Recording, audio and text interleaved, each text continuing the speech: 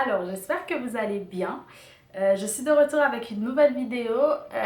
Aujourd'hui, je vais vous présenter donc un haul. Je pense que vous l'avez déjà vu. Donc, tout ce que j'ai pu acheter pendant les 3 derniers salons dans lesquels j'ai dû participer. Donc, le premier salon, c'était le salon du livre jeunesse afro-caribéen qui a eu lieu donc à Clichy. Le deuxième, c'était Salon du livre jeunesse et presse de Paris. Je vous remettrai les noms exacts. Et le troisième, c'était le Salon du livre haïtien. Donc, sans plus tarder, on va s'y mettre, hein. Je vais vous présenter tout ça. Je n'ai pas acheté tant de choses que cela. Mais ce sont des choses qui me tenaient plus ou moins à cœur. Et des choses qu'on m'a offertes aussi, enfin un des livres qu'on m'a offert, mais je vous expliquerai tout ça. Des livres que je n'ai pas encore lus et que je souhaite lire aussi. Vraiment, je me suis concentrée pour le moment sur des choses que je n'ai pas encore lues. Donc sans plus tarder, on va commencer avec le salon du livre jeunesse afro-caribéen. Donc j'ai acheté Abiola et la plante magique de Iman et Itayo. J'espère que je prononce bien. Donc c'est ce livre-ci. C'est un livre jeunesse. Voilà, j'espère que vous avez pu voir. Et ici, on nous parle en fait, je peux même vous lire les quatrièmes de couverture. Un livre jeunesse qui parle de la mythologie béninoise. Donc là, on part en Afrique, au Bénin. Et ici, on va dévoiler un peu... voilà, les affaires mythologiques un peu béninoises. Donc, Abiola, 7 ans et demi, est une petite fille pleine d'entrain à l'approche des vacances scolaires. Seulement cette année, quelque chose la rend triste. Sa grand-mère est malade et elle est incapable de l'aider. Heureusement, son amie Yulin lui parle d'une rumeur qui circule dans les marchés chinois de la capitale. Une fleur capable de guérir toutes les maladies pousserait chaque année, juste avant le début de la saison des pluies, à une trentaine de kilomètres de là. Toutefois, la plante serait protégée par des créatures auxquelles personne ne veut avoir affaire. Donc voilà, cet ouvrage a été illustré par Megan Cuvelier, je pense qu'on dit comme ça. Et j'ai eu la chance de rencontrer également l'écrivaine. Et voilà, c'était vraiment un plaisir, j'ai eu ma petite dédicace et tout. Et voilà, un petit livre jeunesse, donc un roman. On continue avec Shake Shake Shake Tevani de Valérie Akbart. J'espère que je prononce bien aussi. Elle m'a gracieusement donc offert cet ouvrage qui parle en fait de l'amour qu'on devrait avoir pour soi, sa personne et également les cheveux. Donc je vais vous lire du coup la quatrième de couverture. Je suis jolie, mes cheveux sont jolis, je suis une créature merveilleuse, parfaite telle que Dieu m'a créée. Donc ça c'est une quotation, une citation. Et la quatrième de couverture commence vraiment ici. Telles sont les paroles d'Aïcha après une belle rencontre imprévue. Celle-ci va complètement changer sa façon de voir les choses.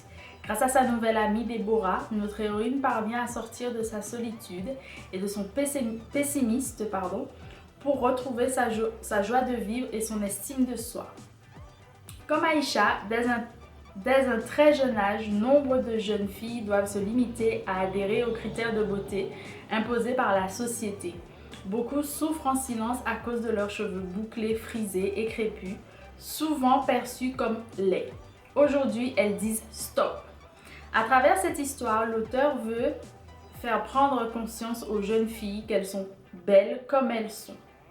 Elle leur procure également une nouvelle perspective sur la beauté de leurs cheveux et en leur expliquant les techniques de base pour en prendre soin. Shake Shake Shake Tevani est un album jeunesse qui vise à équiper les jeunes filles noires et métissées dans leur quête d'identité. Voilà, c'est un petit album où on a des règles également. Comme ici, la règle numéro 3, une coiffure protectrice protège les cheveux et évite la casse. Donc en même temps, c'est un peu une méthode pour apprendre à s'aimer, à s'occuper de soi et mettre en valeur ses cheveux, qu'ils soient crépus, bouclés ou frisés. Voilà! Merci encore d'ailleurs. On continue avec quelque chose que j'ai acheté. C'est comme une revue ou un magazine. Donc c'est Histoire du monde à colorier, Zao, de juin 2019. C'est le numéro 1 et c'est quelque chose qui peut être lu de 4 ans à 99 ans. Et là on va parler d'une reine guerrière, la Nzonga, qui est juste ici. Donc c'est une revue que les enfants peuvent colorier, etc. Elle se présente comme ça. Et ici un poster que l'enfant peut s'amuser à colorier et mettre dans sa chambre. Moi je trouve ça super intéressant. Et je voulais soutenir aussi les personnes qui font ça parce que c'est difficile en effet de mettre en place tout ça. Et normalement il devrait avoir un numéro 2. Sur Sofia Kovalevskaya, la rebelle à la toupie. Mais bien évidemment, avec tout le travail qu'il y a derrière cela, ça peut prendre du temps. Donc je voulais les soutenir et je crois que c'était pas trop cher non plus. Donc si vous pouvez les soutenir aussi et que ce travail vous plaît, allez-y. Donc ça c'était pour le salon du livre afro-caribéen. On continue avec le salon du livre jeunesse et presse de Paris qui était donc à Montreuil. Donc j'ai dû y aller pour des raisons professionnelles. J'ai vu pas mal de choses, d'autres que je connaissais déjà, d'autres que j'ai un peu connues avec de nouvelles choses. Et moi j'ai décidé de m'acheter quelque chose que... En fait, j'en ai entendu parler grâce à des séries et autres, mais je n'avais jamais lu. Et ça m'intéressait. Donc, c'est l'étrange cas du Dr. Jekyll et de Mr. Hyde. Je ne sais pas si vous en avez déjà entendu parler, je pense que oui. Ou que vous connaissez l'histoire.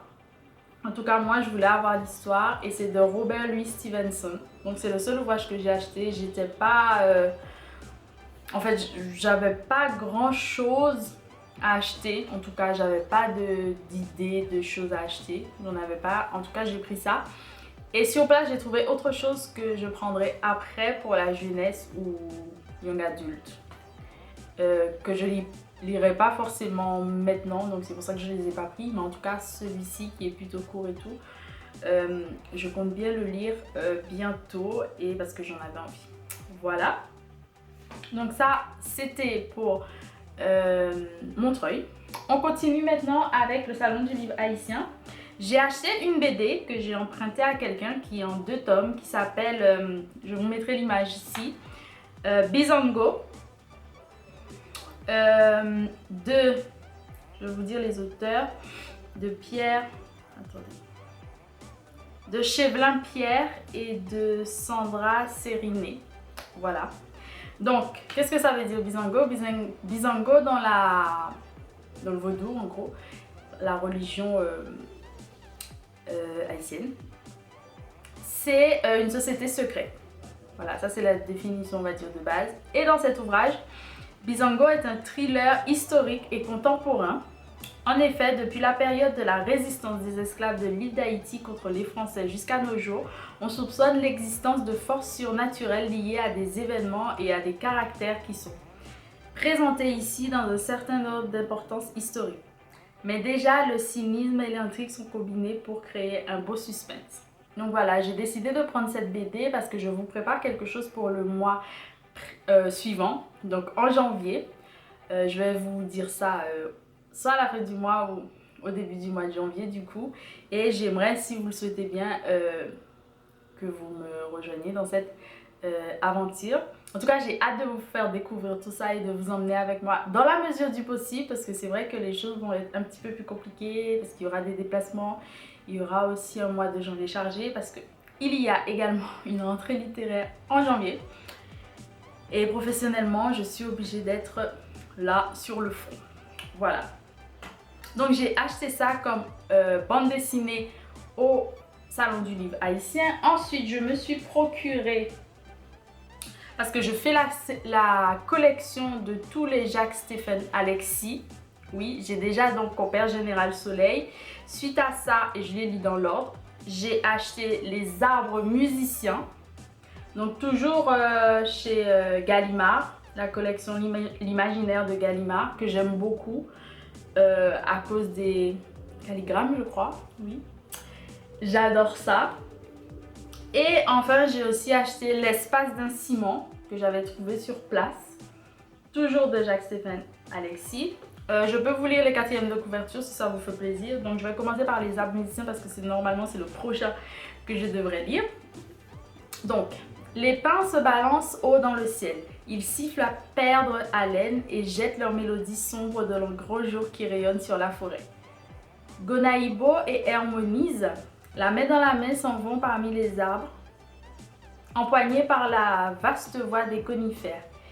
Ils courent et s'emplissent au passage les mains de fraises des bois et de mûres juteuses. Ivres, ils s'enfoncent au plus épais de la forêt. Soudain, ils s'arrêtent, écrasés par la merveille qui s'offre à leurs yeux. Devant eux s'étend une véritable muraille d'orchidées sauvages, une tapisserie aux 100 couleurs. Il y en a de toutes teintes, de toutes formes, les unes plus précieuses que les autres, unies, tigrées avec des volutes d'étamines, des pétales ourlés, spatulés, frisés, des yeux bridés et souriants, des bouches rouges et baies, des dents ivoirines. Voilà, ça a l'air bien, ça a l'air très centré sur la nature, sur la beauté également, le beau. Donc j'ai vraiment hâte. Et le deuxième que j'ai, donc L'espace de ciment, dont on m'a beaucoup parlé et que beaucoup de personnes ont aimé. À Port-au-Prince, la Niña Estrelita, ravissante mulâtresse de 26 ans et prostituée, est la vedette du Sensation Bar. Un jour, elle y rencontre El Caucho, je pense qu'on dit comme ça, magnifique géant courageux et droit, mulâtre comme elle. C'est un mécanicien syndiqué et progressiste. El Caucho et la Niña tombent amoureux l'un de l'autre au premier regard. Cet amour révélera la Niña à elle-même, ainsi que le mystère de ces deux êtres, celui de leur enfance commune à Cuba. En effet, ils sont tous deux originaires du même petit village de cette île. Ils décident de vivre ensemble l'espace d'un ciment. À travers le prisme coloré de cette aventure individuelle, le grand écrivain haïtien Jacques-Stéphane Alexis évoque aussi les drames de toute la Caraïbe. Ça, c'est un petit bijou que beaucoup de personnes ont aimé. Moi, j'ai hâte de le lire parce que j'en entends parler tout le temps. J'ai eu des extraits, des auteurs qui s'en inspirent. Et du coup, là, il faut vraiment que je m'y plonge. On continue sans plus tarder. J'ai acheté donc un ouvrage de quelqu'un que j'adore vraiment beaucoup. Evelyne Trouillot, Rosalie l'infâme, qui a donc été réédité récemment au Temps des Cerises. C'est une maison d'édition aussi que j'aime beaucoup. Et ici, je vous montre parce que j'aime beaucoup la couverture. J'ai encore mon truc, mais c'est pas grave. J'aime beaucoup la couverture en fait. C'est une photographie de Monsieur Henry. C'est très court. Je crois qu'elle a eu un prix, je sais plus. Mais je vais vous en parler tout de suite en vous lisant la quatrième de couverture. Saint-Domingue, 1750. De nombreux cas d'empoisonnement déclenchent la terreur parmi les propriétaires de plantations. Plane en arrière-plan la figure menaçante de Macandal. Plane en arrière-plan la figure menaçante de Macandal, le meneur des Marrons, esclave en fuite pour qui le rêve de liberté est plus fort que tout. La répression se fait de plus en plus forte. Lisette, née en esclave, découvre à travers les récits de sa grand-mère Charlotte et de sa marraine Mère Augustine la douleur de la liberté perdue et la mémoire de la traversée au bord du négrier Rosalie.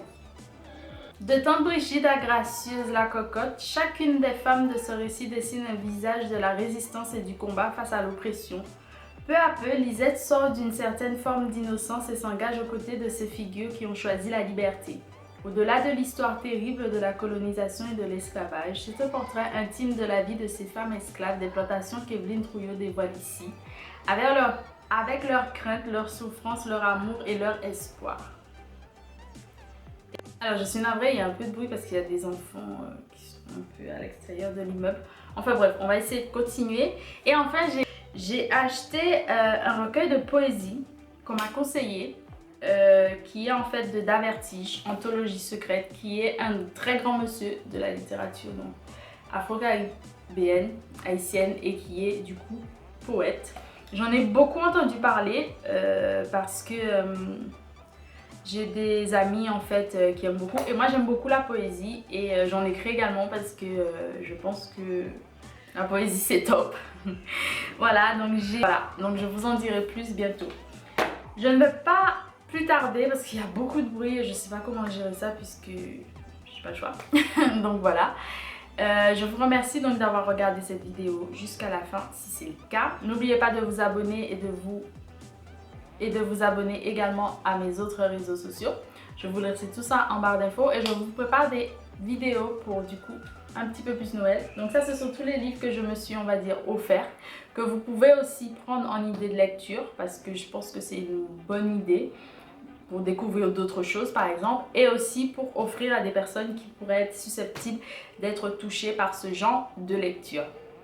Voilà, je reviens bientôt donc avec de nouvelles vidéos et de nouveaux projets, j'espère qu'ils vont vous plaire.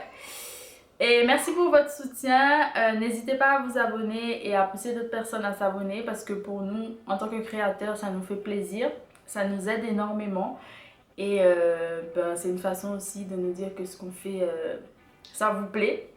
Et voilà, et je vous dis à très bientôt pour une nouvelle vidéo. Gros bisous, bye bye.